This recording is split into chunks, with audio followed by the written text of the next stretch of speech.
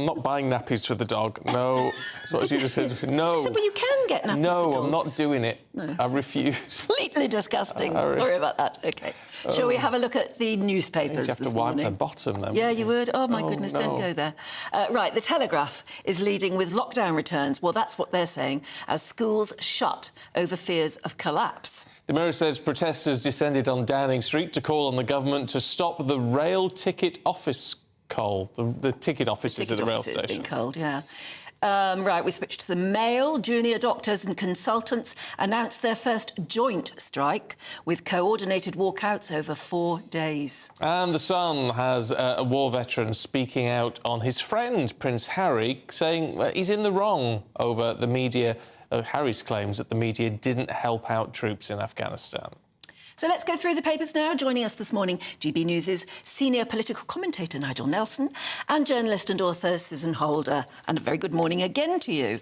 Right, Nigel, this is fascinating. The ULEZ row goes on, and Hampton Court Palace has been mixed up in this. It has indeed, and they found a loophole. Oh, that's handy. So Henry VIII would be pleased on the basis of that. So apparently what happens is that if you go out of Hampton Court Palace and turn right, you get caught by cameras. But if you turn left, you miss the cameras and you won't get the £12.50 charge. Yeah, but are you going in a different direction, then? Yeah, you don't get to your own house, but that's not, it's worth the money for that. You might have to drive around a bit. It doesn't quite explain this in the story. But the fascinating thing is that Hampton Court Palace have they're telling people this.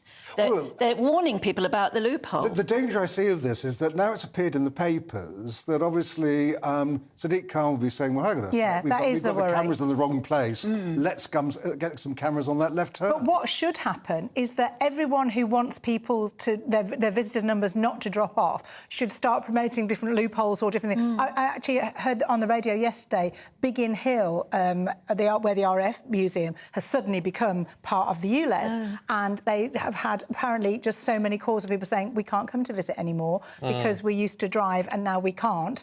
And so I think the more, as much as I would never condone the vandalism that has been going on and the kind of protesting that involves kind of breaking things, although I possibly would stand and applaud quietly. Yeah. I think the more we publicise loopholes or ways to get around this, the better, because I do think people need to stand up to this. I think personally it's a disgrace. It's become a sort of new poll tax. It is becoming the new poll tax. Who do we believe, though? Because those in favour of ULEZ say that it actually affects very few cars. And those who, I mean, you hear... And those cars, of course, have already passed their MOT, where it's looked at, where the emissions are looked at. So I don't quite understand why all these cars are now not compliant with something. They were always compliant before they found another little thing against them. It's got to affect more than just a few cars, because otherwise, why would you spend millions of pounds putting up hundreds of cameras? Because what are they going to use it for next?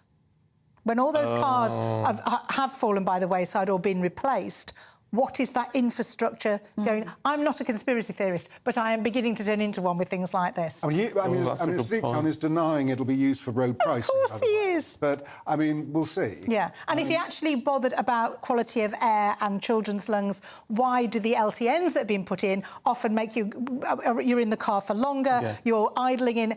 I now have to drive past 2 primary schools in traffic jams that I never had to do because of LTNs. So actually, if you were... The LTN, the low traffic neighbourhood, where they put flower pots and block off roads, and actually can cause congestion and cause traffic jams now in places that actually cause far more pollution than just letting people drive around, which, I don't know, far be it from me to suggest that's what roads are for, but I thought that's what we built them for. Don't have common sense, Susan? The Common Sense Corner over here. Just come to Common Sense Corner over here. Can we have a look at weird names? Well, they're not weird. They're not weird names. They're not weird names. They're the most normal names in lots of... But they cause us... I noticed Noddy isn't in that list. Noddy is an unusual name, and even his real name of Neville is an unusual name. But, yeah, so apparently, according to... This is very scientific.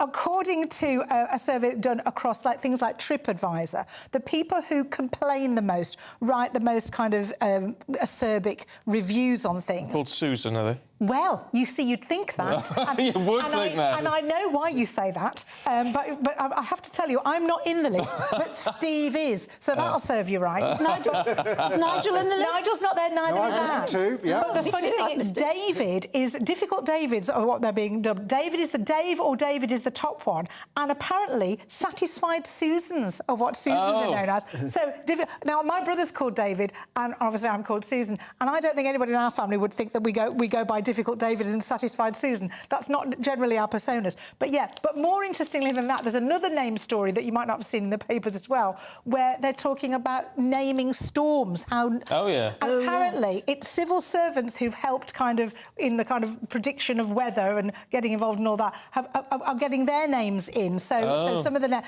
but what do we think about naming storms? Apparently, I'd quite like to have a storm Susan. I could get on board with. yes. I'd quite like that. But yeah, things like Hurricane Katrina do help you identify that particular phenomenon and that kind of event. We all know what we mean when we say Hurricane Katrina. So I can kind of see the need for naming them and how useful that is. But yes, some of the civil servants have got their names. Kieran, Debbie, there's people like that. Those storms that will be coming. Oh, lovely. Look forward to that. What should we call the Loch Ness Monster? Nessie doesn't seem to cut the mustard. No, this is a new picture of the Loch Ness Monster. Actually, it's an old picture because it was taken in...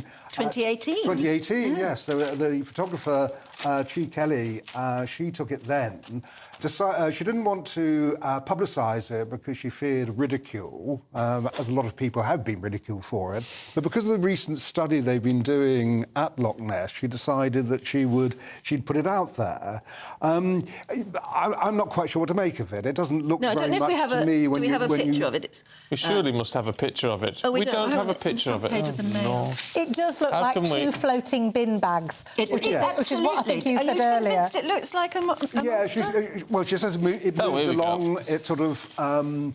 what you need is a bit of film, really, to go with that, I think, to actually see it. Yeah, I mean, as a photograph itself, it's. I don't find it very convincing. I mean, I really do hope the Loch Monster actually exists, but I'm a bit sceptical that it does. After all these years and all the people looking for it... There is some video of this, then, is there? Is she taking video? Is it just stills? All we can see is still pictures, so we don't know that. There's another picture of it causing a wake. There's a bit of a skirmish under the water. Nothing rears up and bares its teeth at you, which is what we all kind of need to see to kind of know. But the most famous one, which is the kind of looks like a brontosaurus head coming out, which is a fake. Apparently, that was a submarine with a kind of toy stuck on top, and we all look at that and go, oh yes, but there was that picture. And actually, when you investigate a bit more deeply, I didn't know it had been proved to be a fake. Well, someone claimed to have faked the idea was to hoax the Daily Mail, and it achieved it. This was back in the 1930s. But we're still being so it's the most hoaxed by famous it now. Nessie picture.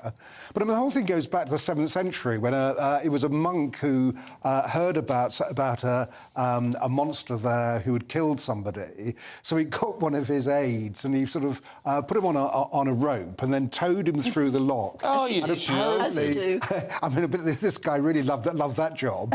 And then the monster came up, and according to this, St Columba was able to get rid of the monster by showing his cross. Right. And the legend has carried on ever since. Well, on that exciting and slightly weird story, we need to leave it there. Nigel, Susan, thank you very much. It's been good to see you this morning. Here's Alex with your weather.